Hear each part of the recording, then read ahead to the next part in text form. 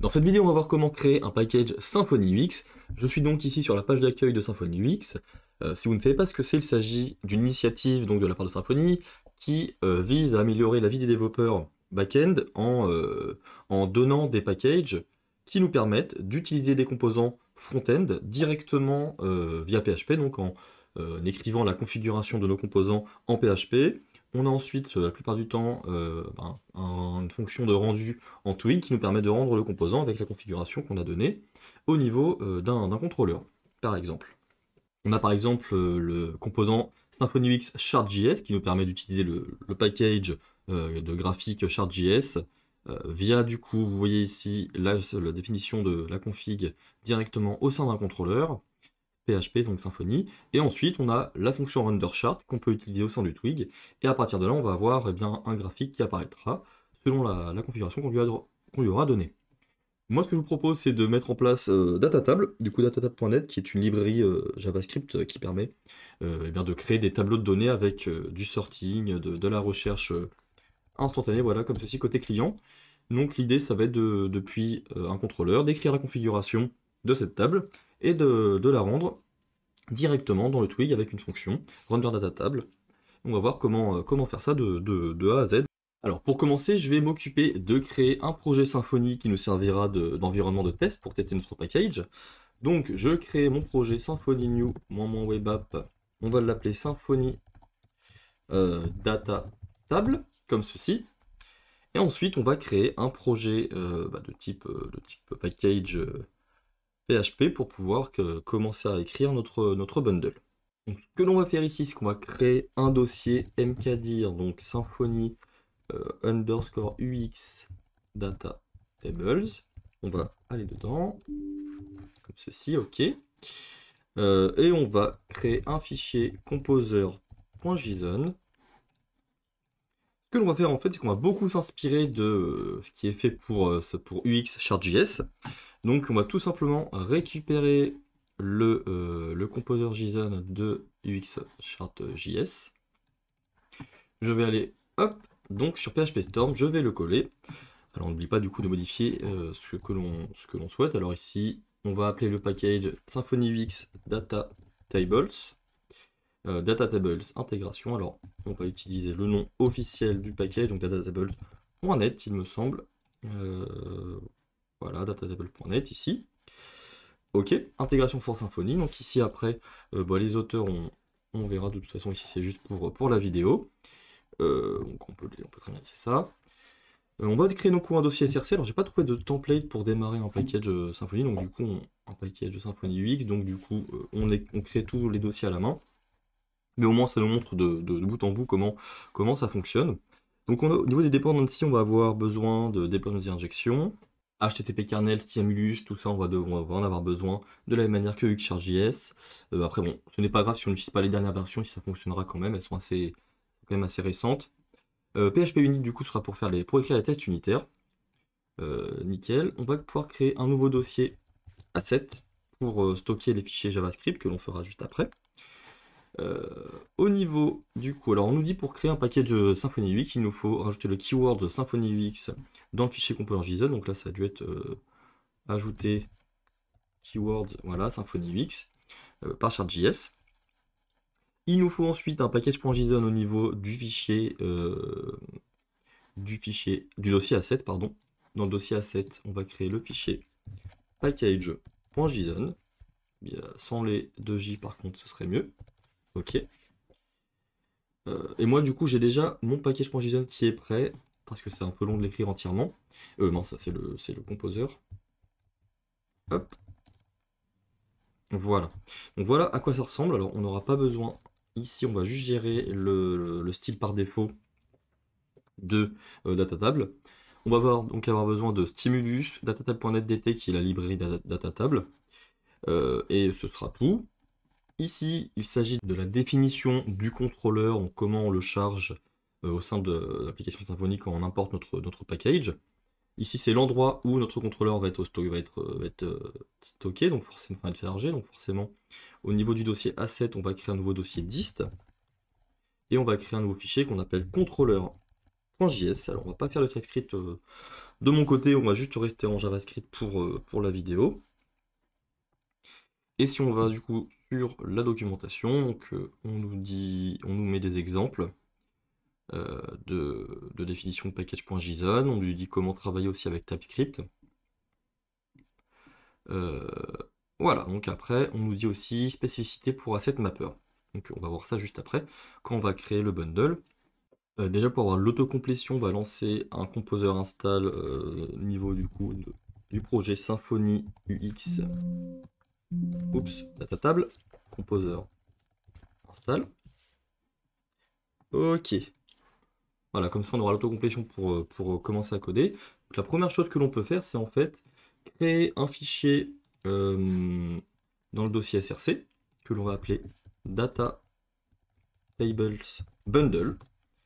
Et cette classe, on doit la faire étendre de la classe bundle de Symfony component http kernel bundle. On va le replacer avec un import.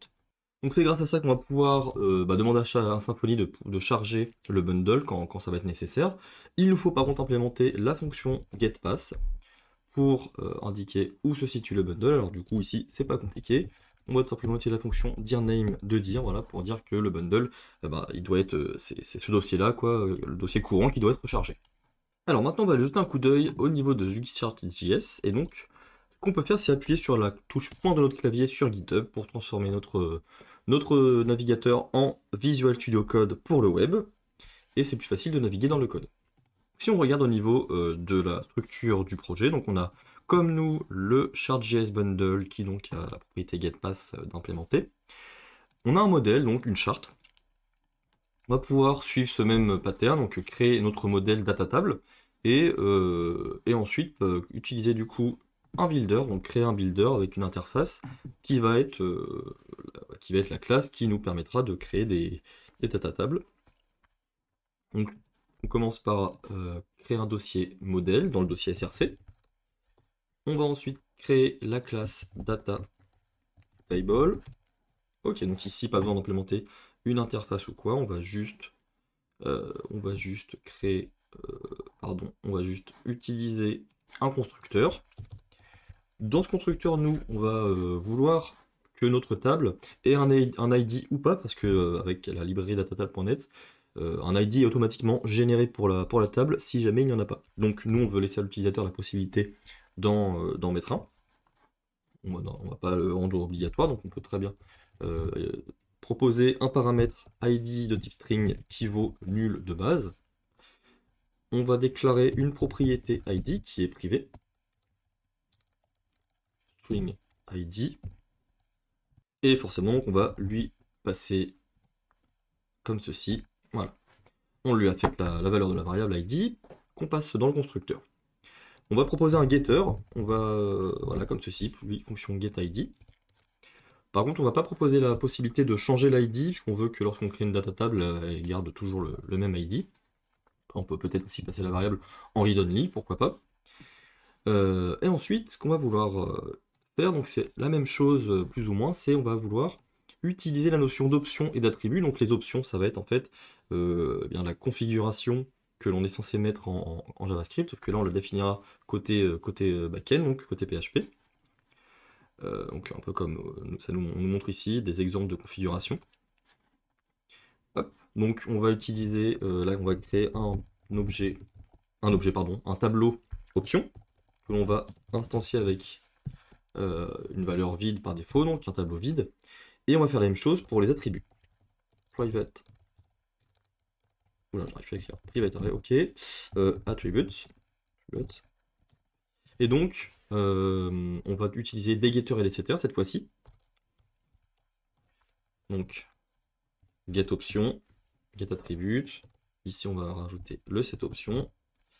Par contre, on veut retourner l'instance de l'objet, donc on va utiliser return this. Et la même chose pour le set attribut. Voilà, cet attribut. On va du coup définir ces attributs-là et retourner l'instance de la classe. Ensuite, si on regarde du côté du package de Chart.js, on a create view, ok, on va pas en avoir besoin de nous. On a getDataController, donc qui va nous servir à définir le contrôleur stimulus à utiliser. On va reprendre le même fonctionnement ici. Hop. C'est-à-dire que si on a dans les attributs quelque chose qui vaut data controller, on pourra le placer à notre vue.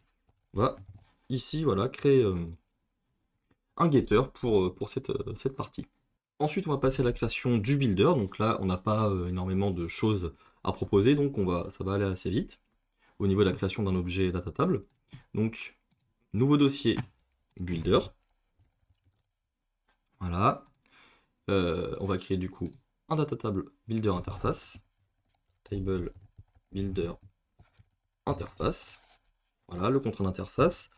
Avec une fonction create data table. Et on prend en paramètre du coup l'id. Alors on va rajouter le point d'interrogation pour le rendre nullable. ID qui vaut nul par défaut. Et on va retourner du coup une nouvelle instance de la classe data table.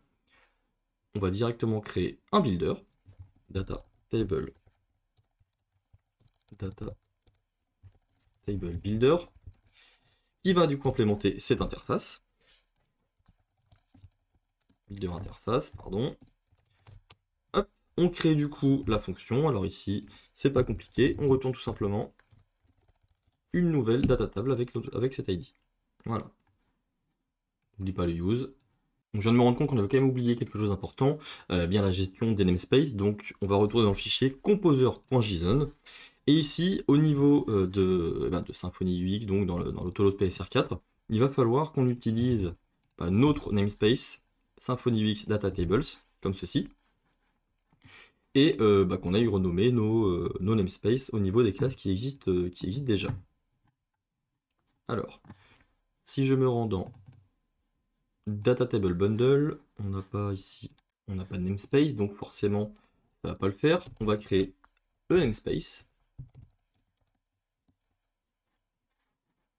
Symfony UX Data Tables, comme ceci. Et comme ça pourra charger correctement toutes nos classes. Alors on va faire la même chose au niveau du bundle. Donc ça va être plutôt ceci, avec à la fin modèle, Symfony UX Data Tables modèle. Au niveau du builder, ça va être builder. On va retirer ça, on va pouvoir importer la classe. Et au niveau du builder interface, on va faire la même chose. Builder.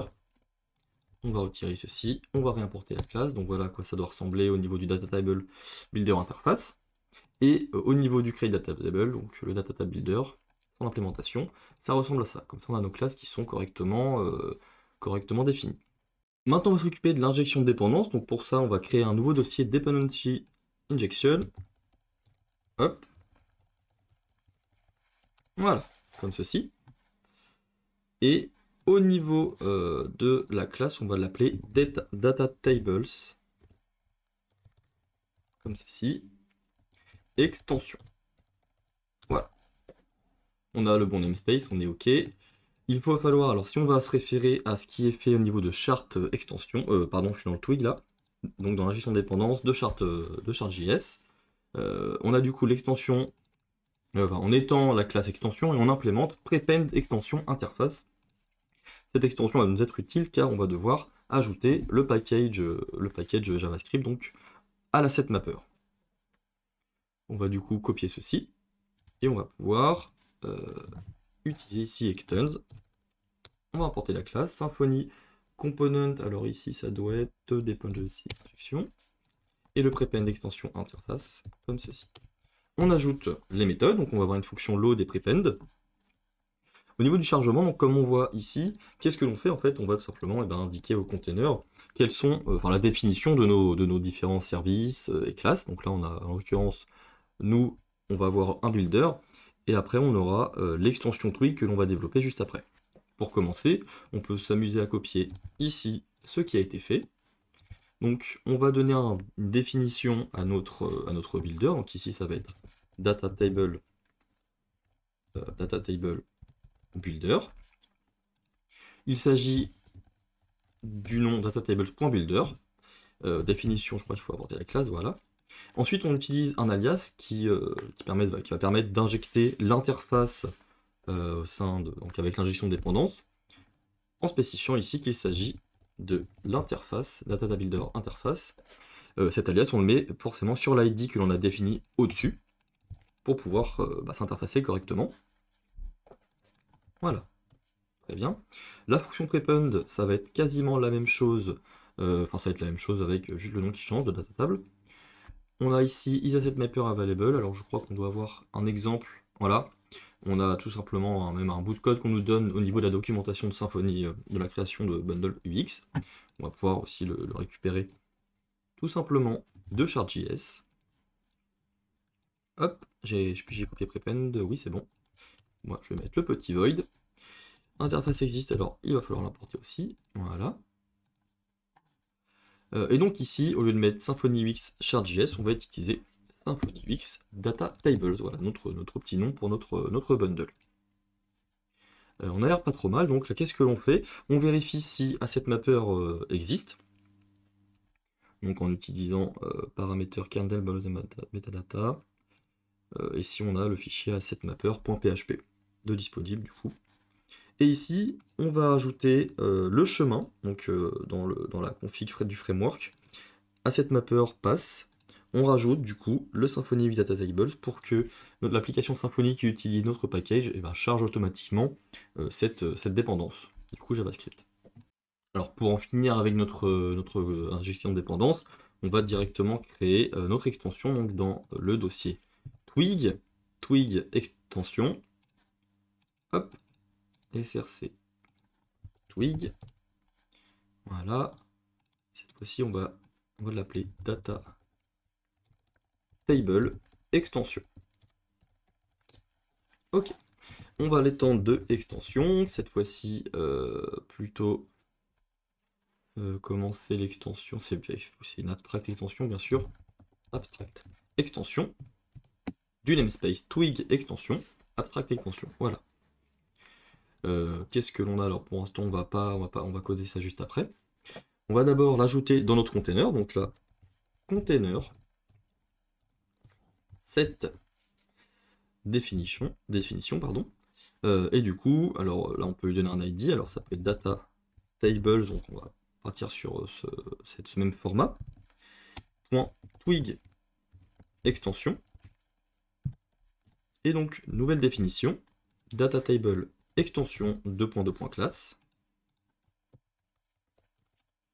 J'arrive pas à l'importer par contre.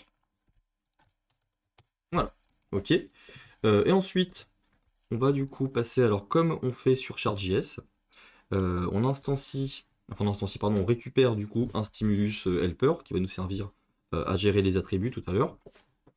Donc là, je vais aller dans le constructeur de mon extension.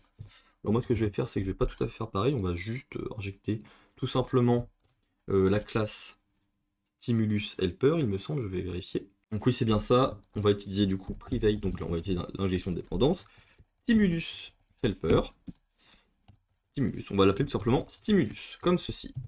Voilà. Au niveau de notre container, on va lui demander de récupérer donc la référence, add argument. L'argument, ça va être en fait une nouvelle référence. Et on récupère l'ID stimulus.helper. Je sais pas si on a, non on n'a pas l'aide, mais c'est le nom du coup de ce que l'on souhaite récupérer. On récupère, on indique que c'est une extension Twig, et on utilise toujours le set public à false. Bon, maintenant on va lancer l'application Symfony pour pouvoir tester. Alors, ./Symfony _ data tables. On va lancer, alors avec la commande Symfony serve, qui est, hop, voilà. Je vais du coup lancer le serveur, parfait. On va directement créer un contrôleur. Symfony console make de point contrôleur home. Et mon contrôleur, alors je vais du coup dans le dossier ici, contrôleur, je vais lui remettre là comme ceci. Et moi j'aime bien l'appeler home.index. Je vais actualiser la page, on est bon. Ok. Ce que l'on va faire directement, c'est dans le fichier composer.json, c'est importer notre package. Donc, qui va se présenter sous la forme Symfony/ux-data tables. Alors version On a quoi comme version, nous, si on regarde notre composer JSON? On est... ça doit être sûrement la version du X, donc on va dire... donc c'est 2.19 si on regarde, voilà. Et ensuite, il va falloir ajouter une config pour bien en fait le charger non pas depuis Packagist, donc depuis Internet, mais depuis notre dans notre environnement local. Donc on va rajouter repository. Type pass, alors pardon, je vais fermer ça. Tac, comme ceci, voilà. Type pass. Alors l'URL, ça va être le chemin du package. Donc là, on a juste à faire un retour en arrière et puis lui préciser que c'est dans le dossier Symfony UX Data Tables. Voilà, juste là. La version, par contre, je me suis trompé, c'est pas, faut pas mettre une version, mais ici, on va être sur dev-main, a priori. Peut-être que je vais avoir besoin d'initialiser un repo guide, je pense que ça va être nécessaire. Donc là, si je fais un composer install ou plutôt update, invalid string, oula, oui, effectivement. Composer update. Est-ce qu'on va réussir à... ok, alors déjà, on va initialiser git.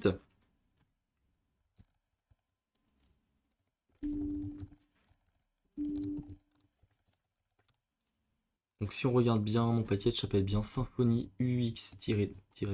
Je crois que c'est normal parce que ce n'est pas repository comme ceci, mais repository avec un IES. Alors qu'est-ce qu'on a? On a un souci. Si je regarde sur la doc, en fait, ça va peut-être être mieux, oui, bah, forcément, mettre un tableau. My bad. Hop. Comme ceci. Et cette fois-ci, nickel. Ça nous installe bien, ça nous installe correctement notre package. Ok, cool. Donc là, si on vérifie dans les vendors, on va dans le dossier Symfony, on devrait avoir UX Data Tables, voilà, qui est en fait un symlink, donc qui, dès qu'on va faire des modifications dans notre package, on verra en live les modifications. Donc ça, c'est parfait. On va aller du coup sur le home controller. On est bon, on a des erreurs en console.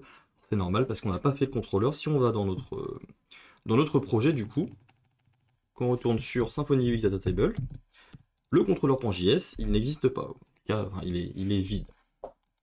Et si on se fie à ce qui est fait dans Chart.js, alors c'est un peu différent nous, puisque ici, ça a été développé donc avec TypeScript, puis compilé, transpilé sous un contrôleur, donc c'est pour ça qu'on a des noms de classe un peu bizarres.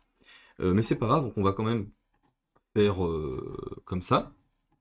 D'ailleurs, on va pas s'embêter, on va utiliser Est-ce que normalement on peut faire ça? Alors, on va regarder, donc si on utilise class data table controller, extends controller. Voilà, par contre, oups, on va utiliser le même use ici, import, voilà. Et on va ensuite utiliser ça comme ça, voilà. Ce qu'il faut faire ensuite, c'est exporter défaut data table controller. Et donc là, on n'a plus d'erreur. Mais maintenant, pour que notre contrôleur stimulus apparaisse, il va falloir que l'on crée l'extension Twig pour rendre un tableau, un data table, et donc permettre au contrôleur d'apparaître.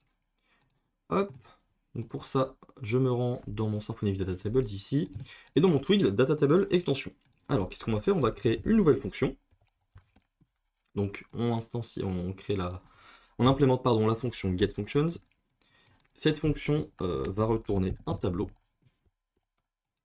On va donc retourner comme ceci, une nouvelle Twig function. On va l'appeler tout bêtement render data table. Et il faut effectivement passer la classe suivie du nom de la fonction, public fonction render data table.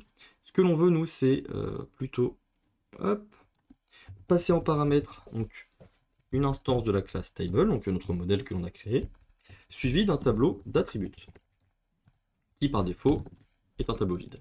Alors, je reprends le même principe que Chart.js. Si on va dans l'extension, juste ici, voilà ce que ça donne.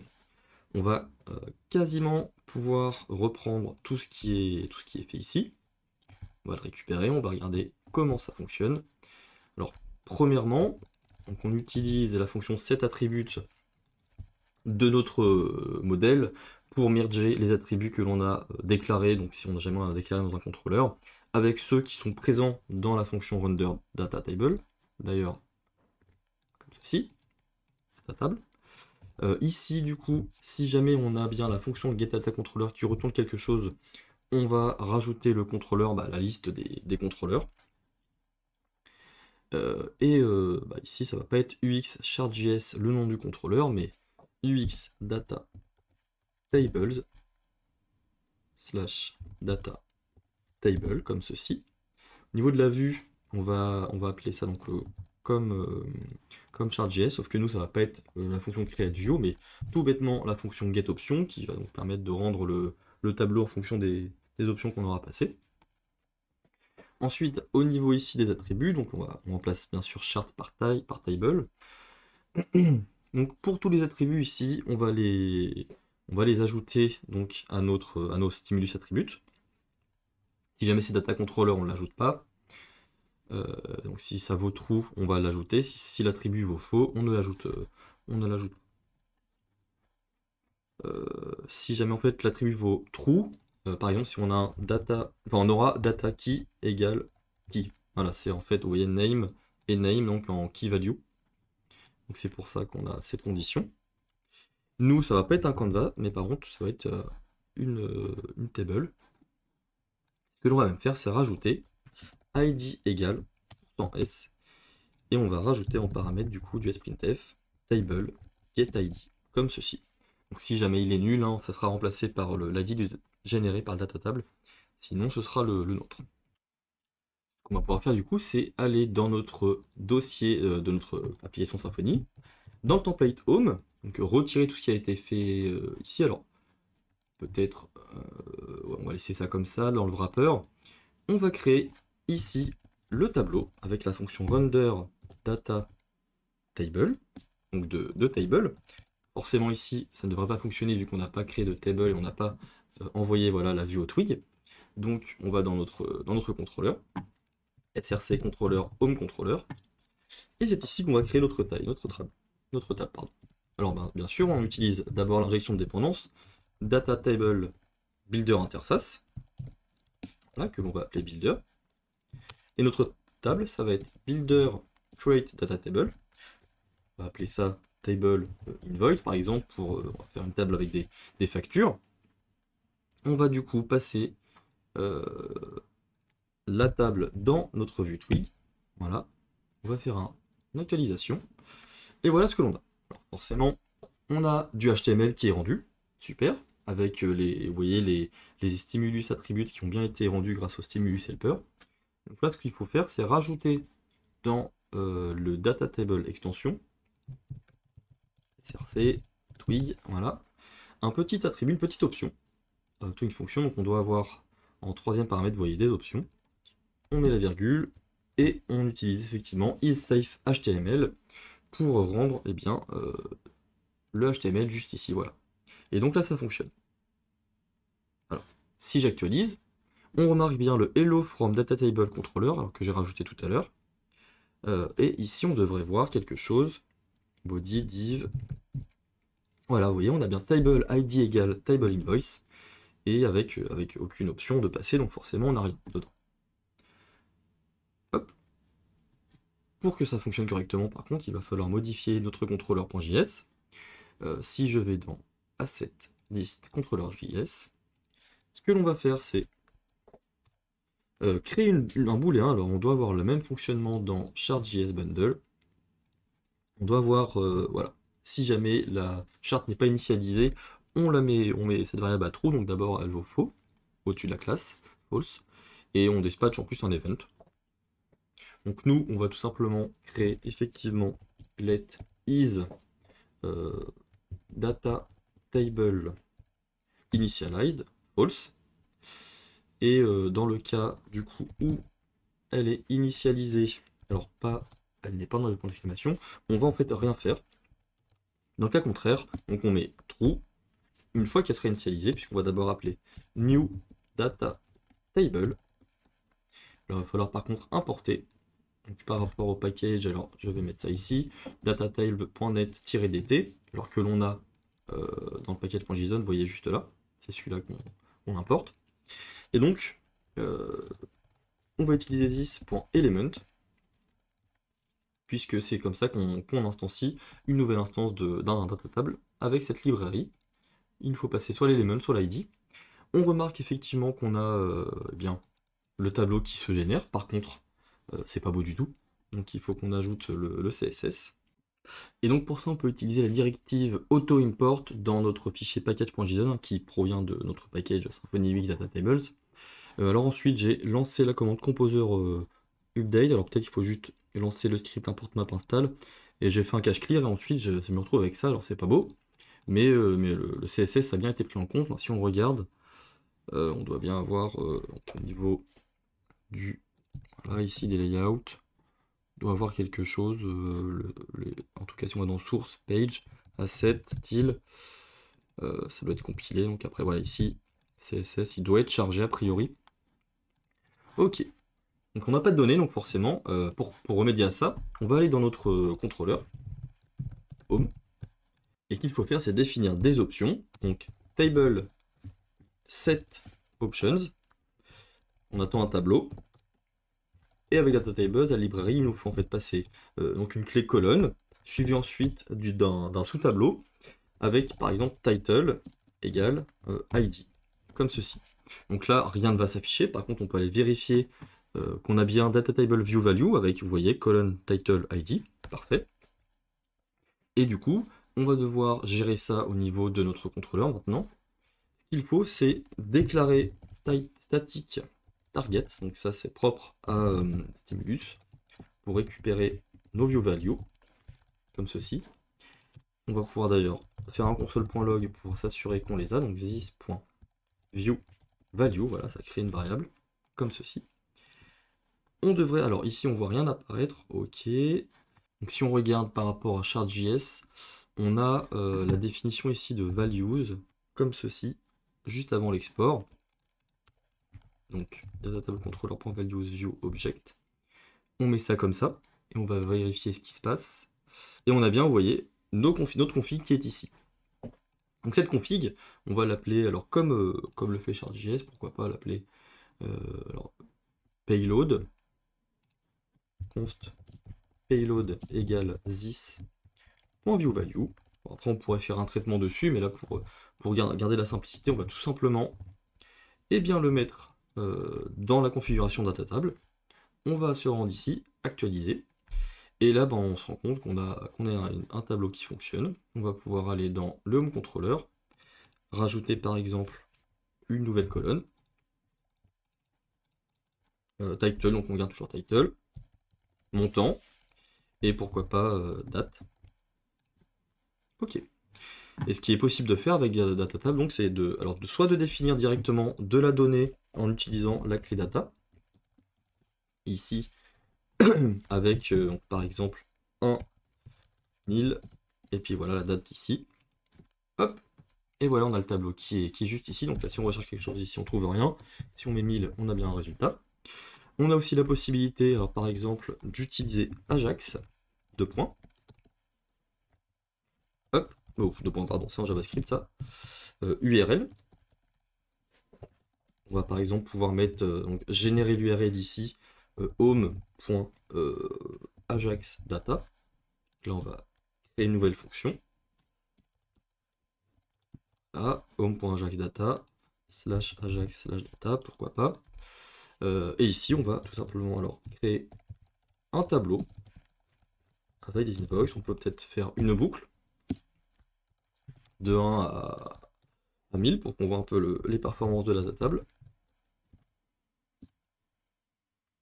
Invoice égale alors comme ceci. Alors on va plutôt faire comme ça. Voilà, pourquoi pas. Et la date. On va retourner une réponse JSON de invoice, comme ceci. Il ne faut pas oublier alors ici, comme on retourne en fait directement les données sans passer par un chemin, on va dire que la source de la donnée est à la route, quoi, à la racine. On va actualiser la page. Et en fait, ce qui se passe, c'est que bien, avec notre config, on lance DataTable va automatiquement lancer une requête Ajax vers la route /ajax/data que l'on a définie dans notre contrôleur. Et on voit bien la réponse ici avec mes factures. Ça affiche mes factures paginées. Et on a la possibilité donc de filtrer par montant. Par exemple, si on recherche 104, on retrouve bien quelque chose, c'est rapide, c'est fluide. Et donc l'avantage, c'est que tout ça, eh bien, lorsqu'un développeur voudra utiliser DataTable, il n'aura qu'à appeler la fonction run your DataTable avec des options qu'il aura définies dans le backend.